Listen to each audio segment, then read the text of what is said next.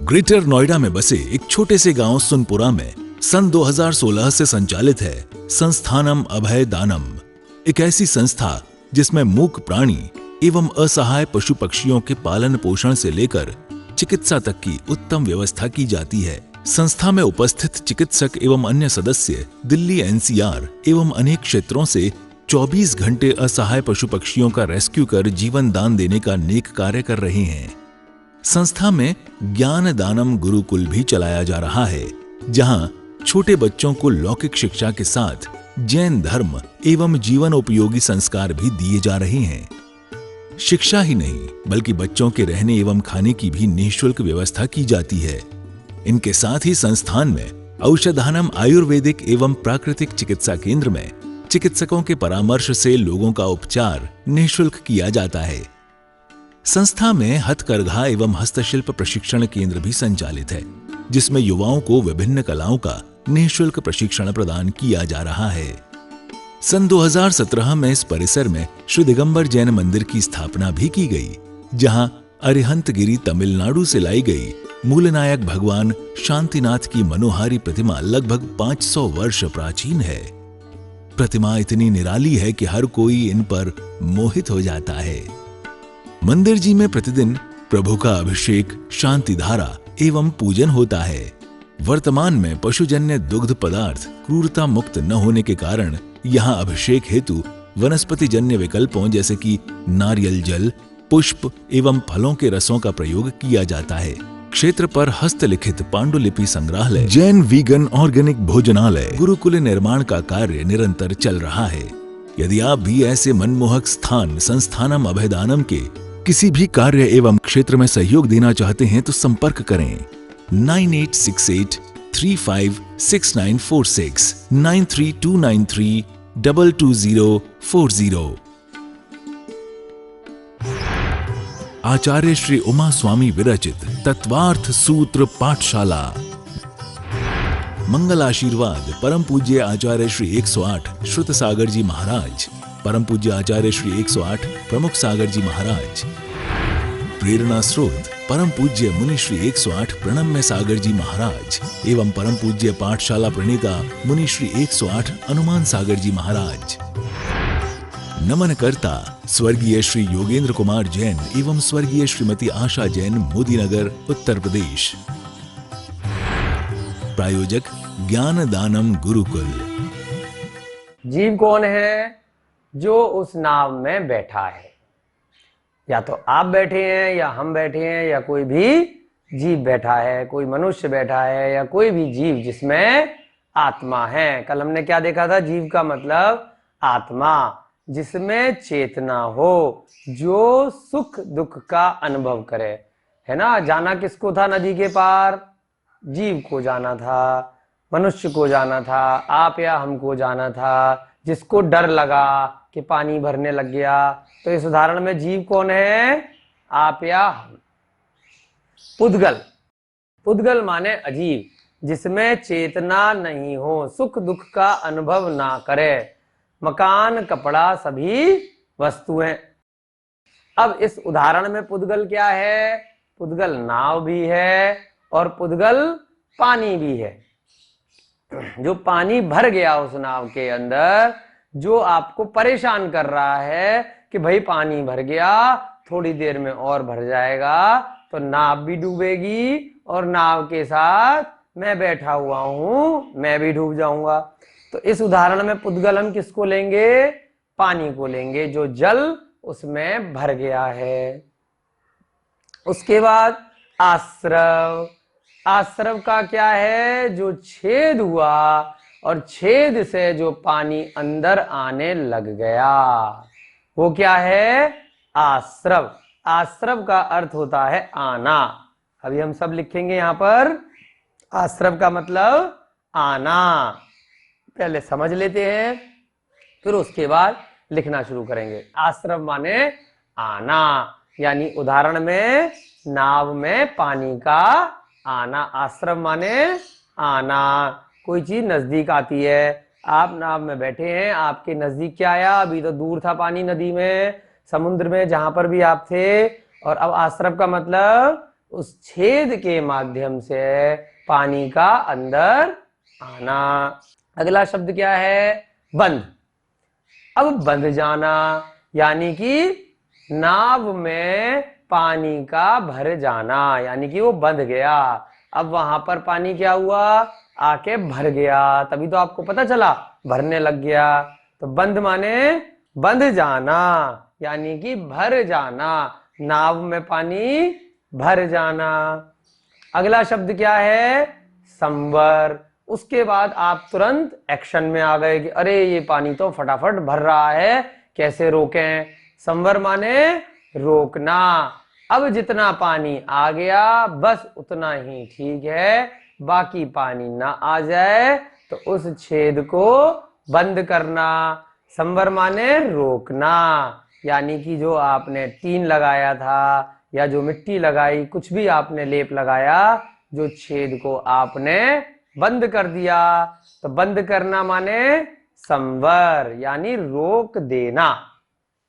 फिर से देखेंगे।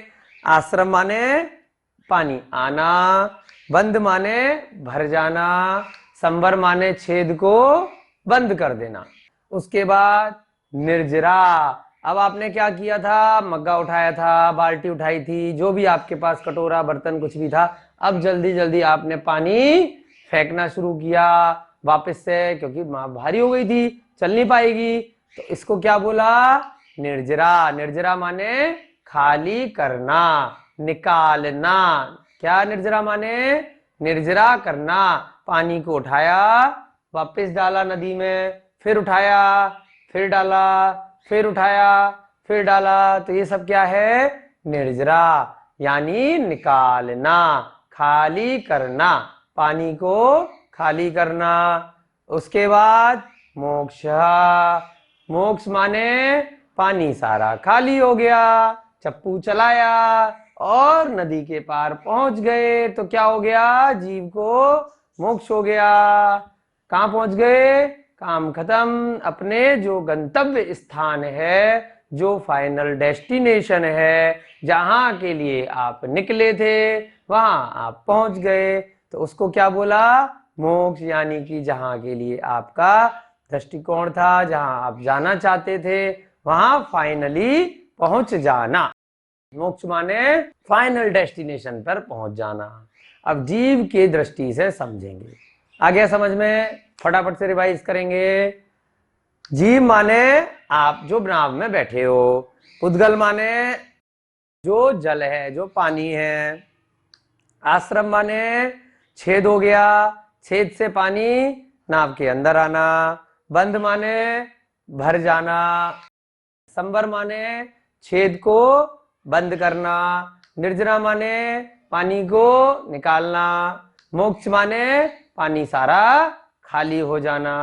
तो जैसे ही पानी खाली हुआ, ऑटोमेटिकली आपका जो टारगेट था पूरा हो गया, आप अपने गंतव्य स्थान पर पहुंच गए। तत्वम माने ये 7 तत्व हैं। आ गया समझ में? अच्छा, जीव के मतलब में समझ में नहीं आया, ये तो कहानी नाव हो गई। तो अब इसको जीव के माध्यम से समझेंगे।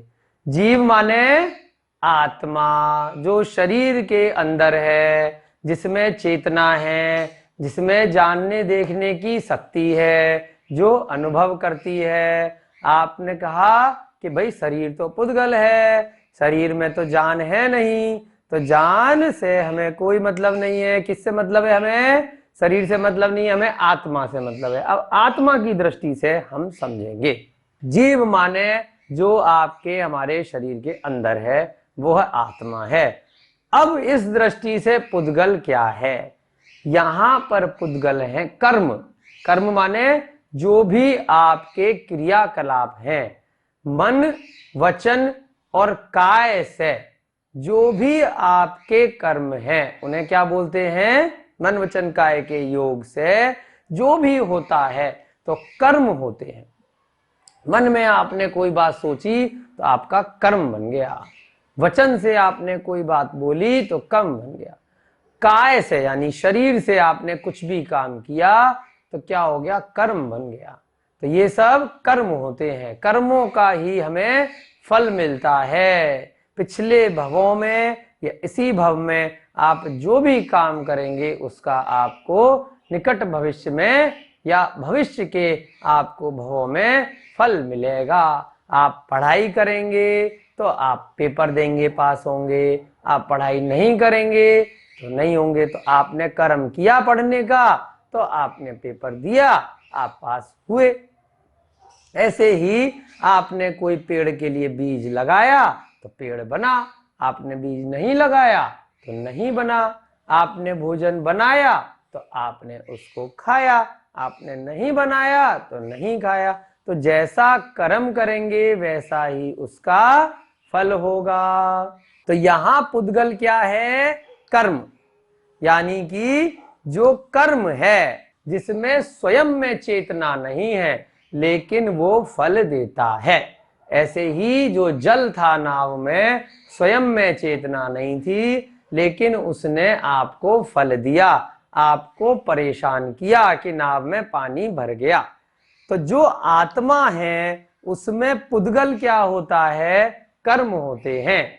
यानी कि हमारा जो शरीर है, इस शरीर में बाहर से कर्म वर्गणाएं आकर चिपक जाती हैं। जैसे जैसे हम मन वचन काया से जो भी क्रियाकलाप करते हैं उसके माध्यम से कर्म की वर्गणाएं होती हैं। कर्म के बहुत सूक्ष्म पुद्गल कण होते हैं, अणु होते हैं, वो आकर हमारी आत्मा के साथ, जिसमें कार्मण शरीर जिसको बोलते हैं, आगे के सूत्र में हम इसी अध्याय में पढ़ेंगे, तो वो आकर चिपक जाते हैं। तो वो क्या करते हैं? हमें परेशान करते हैं। जो सुख और दुख की अनुभूति है आत्मा को कौन करा रहा है? वही कर्म करा रहे हैं। आपको सुई चुभी तो आपको दर्द हुआ, तो क्यों हुआ? क्योंकि वो कर्म आके शरीर में चिपके। आपको रोग हुआ, आपको किसी चीज की बहुत ही सुखद अनुभूति हुई, तो वो सब क्यों हो रही है? कर्मों की वजह से हो रही है। तो आत्मा में आकर वो पुद्गल वर्गणाएं जिनको हम कर्म बोलते हैं वो आके चिपक जाते हैं। तो वो क्या हो गए? अजीव। अजीव माने पुद्गल। पुद्गल को यहाँ पे क्या लेंगे? कर्म वर्गणाएं। उसके बाद आश्रव। अब जो है हमने मन वचन काय की जो भी प्रवृत्ति करी उसकी वजह से कर्म आकर हमारे, जैसे नाव में छेद था तो पानी भर रहा था, ऐसे ही हमने किसी को गाली दी, किसी के साथ बुरा व्यवहार किया, किसी को मारा पीटा, किसी का वध किया, कोई भी हमने दुष्ट प्रकृति से कोई भी कार्य किया तो उसको तो जो फल मिलेगा सो मिलेगा कि आपने उसे मारा, परंतु तुरंत इमीडिएटली क्या होगा कि आपकी आत्मा में वह भाव करते ही तुरंत क्या हुआ? जैसे पानी नाव में आया था, बुरे कर्म आपकी आत्मा के साथ में जुड़ गए। इस संसार में पूरे 3 लोक में कर्म रूपी वर्गणाएं ठसाठस भरी पड़ी हैं। जैसे ही आप जो भी बात सोचते हैं, करते हैं, तो क्या होता है उससे? वैसे ही कर्म आपकी आत्मा में आकर जुड़ जाते। जैसे वो नाव में पानी ने आके परेशान किया, ऐसे ही आश्रव यानी आत्मा में कर्मों का आना। हमारे आत्मा में कर्म आकर क्या हुए? चिपक गए। जैसे पानी आया था, पहले आया, आश्रम माने आना, अब आके इतनी आसानी से वो कर्म जाने वाले नहीं है। आपने किसी का बुरा सोचा, बुरा किया, तो वो कर्म आके आपकी आत्मा में क्या हुए? रह गए, वहीं पे चिपक गए। तो उन कर्मों को चिपकने को क्या बोलेंगे? बंध। नाव में पानी अब क्या था? भर गया था। अभी क्या है कि यहाँ पे कर्म आके आपकी आत्मा में बंध गए। जैसे ही आपने कुछ भी बुरा सोचा तो बुरे कर्म बंध गए, अच्छा सोचा तो अच्छे कर्म बंध गए। तो क्या हो गया? कर्म आके आपकी आत्मा में बंध गए। तो उसे क्या बोला? कर्मों का बंध जाना। आत्मा से कर्मों का बंध जाना। नाम में पानी की छेद से आया था, तो यहाँ कैसे आए कर्म? राग और द्वेष। किसी से आपको बहुत ज्यादा मोह है तो आपका मोह वाले कर्म बंध गए। आपको द्वेष है, जिसको आप गाली दे रहे हैं, मारने की सोच रहे हैं, उसका बुरा हो इस प्रकार से सोच रहे हैं, तो द्वेष की वजह से कर्म आके बंध गए। जैसा ही आप भाव करेंगे, अच्छा भाव करेंगे, सारे संसार का भला हो, सब जीव सुखी हो, सभी का कल्याण हो, सबकी उन्नति हो, सबको मोक्ष की प्राप्ति हो, अच्छी अच्छी बातें सोचेंगे तो संसार में जितनी भी अच्छी वाली सकारात्मक पॉजिटिव वाइब्रेशन है वो आके आपकी आत्मा से चिपकती जाएंगी और आपको भी सुख की अनुभूति होगी। हम लोग ध्यान में सिखाते हैं ना कि ध्यान में सारे संसार का सब ठीक हो, कोरोना नाम की जो महामारी का एक षड्यंत्र चल रहा है तो उससे लोगों को मुक्ति प्राप्त हो, उसके बारे में जो भ्रांतियां हैं उससे लोग बचें, ये सब जो चल रहा है इसके बारे में आप अच्छा अच्छा सोचेंगे तो एक दिन अच्छा हो जाएगा। और वहीं नकारात्मक, अरे सब मर जाएंगे महामारी से, मैं मर जाऊंगा, वो मर जाएगा, ये हो जाएगा, नकारात्मक सोचेंगे तो क्या होगा, संसार की जितनी भी नकारात्मक ऊर्जाएं हैं, नकारात्मक कर्म वर्गणाएं हैं, वो आपके पास बार बार सोचने से क्या होगा, आपके पास आती रहेंगी। तो उससे क्या होगा, ना मरेंगे तो पहले सोच सोच के ही मर जाएंगे। तो इसलिए हमें हमेशा संसार के कल्याण की भावना सोचनी है। किसी जीव को कुछ नहीं होगा, सब बहुत सुखी रहेंगे, सबके साथ बहुत अच्छा होगा, सबका कल्याण होगा, सबको मोक्ष की प्राप्ति होगी, सब सुखी रहेंगे, कोई भी जीव दुखी नहीं रहेगा, सबके साथ सब अच्छा होगा, उन्नति होगी, है ना। तो अच्छा सोचना है तो अच्छी कर्म वर्गणाएं आएंगी, बुरा सोचेंगे स्वयं के बारे में या अन्य जीवों के बारे में तो बुरी वर्गणाएं आएंगी। तो कैसे आई, दो चीज से आई, एक राग, दूसरा द्वेष। राग माने मोह, द्वेष माने वैर भाव। तो इन राग और द्वेष से कर्म वर्गणाएं आके हमारी आत्मा में चिपक जाती हैं तो उन्हें क्या बोलते हैं, बंध, यानी कि अब बंध गई। अब जब तक भैया उनको निकालोगे नहीं तब तक काम नहीं चलने वाला। लेकिन अगर कोई व्यक्ति नाम में छेद हुआ, छेद तो है और साथ साथ क्या कर रहा है, बाल्टी ली पानी निकाल रहा है, छेद बंद किया नहीं, बाल्टी ली पानी निकाल रहा है, कह रहा खत्म ही नहीं हो रहा, 1 दिन 2 दिन 10 दिन 1 साल अनंत काल बीत गया, बिना छेद बंद किए हुए क्या करे जा रहा है, बस एक पागल व्यक्ति की तरह पानी को निकाले जा रहा है, पानी भरता जा रहा है, पानी निकालता जा रहा है। तो ऐसे ही इस संसार के सारे जीवों की दशा है। हम और आप अभी तक उसी श्रेणी में हैं। आचार्य श्री उमा स्वामी विरचित तत्वार्थ सूत्र पाठशाला। मंगल आशीर्वाद परम पूज्य आचार्य श्री 108 श्रुत सागर जी महाराज, परम पूज्य आचार्य श्री 108 प्रमुख सागर जी महाराज। प्रेरणा स्रोत परम पूज्य मुनि श्री 108 प्रणम्य सागर जी महाराज एवं परम पूज्य पाठशाला प्रणेता मुनि श्री 108 हनुमान सागर जी महाराज। नमन करता स्वर्गीय श्री योगेंद्र कुमार जैन एवं स्वर्गीय श्रीमती आशा जैन, मोदीनगर, उत्तर प्रदेश। प्रायोजक ज्ञान दानम गुरुकुल।